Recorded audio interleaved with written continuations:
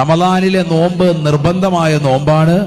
ആ നോമ്പിൽ 2 കാര്യങ്ങൾ നിബന്ധനയാണ്. ഒന്ന് തബീത്ത്, രാത്രിയിൽ തന്നെ നിയത്ത് വെക്കണം. അഥവാ മഗ്രിബ് മുതൽക്ക് സുബഹി ബാങ്ക് വിളിക്കുന്നതിന് മുമ്പായി നിയത്ത് വെക്കണം, നിർബന്ധമാണ്. അങ്ങനെ നിയത്ത് വെച്ചില്ലെങ്കിലോ, ഒരാൾ നിയത്ത് വെക്കാൻ വിട്ടുപോയി, മറന്നുപോയി, അല്ലെങ്കിൽ പിന്നെ ആവട്ടെ എന്ന് പറഞ്ഞ് കരുതിയിരുന്നു, അവസാനം സുബഹിയുടെ ബാങ്ക് വിളിക്കാൻ ഉറങ്ങിപ്പോയി. എന്താണ് അവൻ ചെയ്യുക? നേരം വെളുത്താ പിന്നെ പരിശുദ്ധമാക്കപ്പെട്ടതാകുന്ന നോമ്പിന്റെ പവിത്രത മാനിച്ചുകൊണ്ട് നോമ്പുകാരനെ പോലെ തന്നെ പകൽ മുഴുവനും നിലകൊള്ളണം. എന്നിട്ട് പിന്നീട് റമദാൻ കഴിഞ്ഞതിന് ശേഷം പിന്നീട് ഒരു ദിവസം എന്ത് വേണം? പെരുന്നാളും ഒക്കെ കഴിഞ്ഞ് ഈ നോമ്പ് ഖളാ വീട്ടുകയും വേണം. കാരണം നിയത്ത് വെച്ചിട്ടില്ല.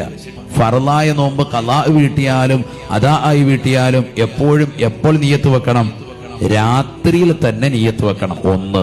2 നിബന്ധനകളാണ്. മറ്റൊന്ന് തഅയീൻ, നോമ്പ് ഏതാണെന്നുള്ളത് വ്യക്തമാക്കണം. റമദാനിലെ നോമ്പ് റമദാൻ ആണ് എന്നുള്ളത് വ്യക്തമാക്കണം. അപ്പൊ നമുക്ക് നോമ്പിന്റെ നിയ്യത്തറിയാം. നവയിതു സൗമ ഗദിൻ അൻ അദാഇ ഫർളി റമദാനി ഹാദിഹി സനതി ലില്ലാഹി തആല. ഒരാൾ ഇത്രേ കരുതിയുള്ളൂ, നവയിതു സൗമ റമദാൻ, റമദാനിലെ നോമ്പിന് ഞാൻ കരുതി.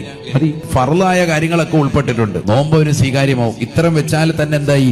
നിയ്യത്തായി. മനസ്സിലാക്കാൻ പറഞ്ഞതാണ്.